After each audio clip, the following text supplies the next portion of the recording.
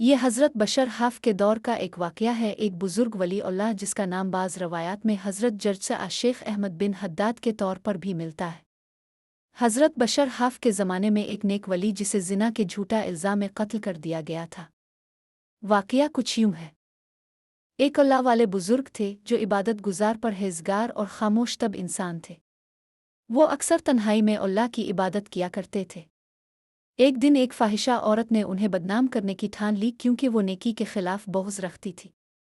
اس عورت نے لوگوں کو بلا کر کہا کہ یہ بزرگ میرے پاس برائی کے لیے آئے تھے اور میں نے ان کا راز فاش کر دیا۔ لوگوں نے بغیر تحقیق کے اس نیک شخص کو زنا کے الزام میں پکڑ کر شہر کے بیچ چوک میں لایا اور حاکم کے حکم پر آرے سے چیر دیا۔ بعض روایات میں لکھا ہے کہ سنسار کر دیا گیا، شہید کر دیا گیا۔ پھر کیا ہوا؟ چند دنوں بعد وہ عورت بیمار ہو گئی اور مرنے لگی۔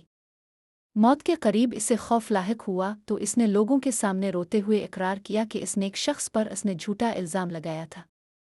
اس نے کہا، میں نے اس اللہ والے پر جھوٹ بولا تھا، وہ پاک باز اور معصوم تھا۔ لوگوں پر لرزہ طاری ہو گیا۔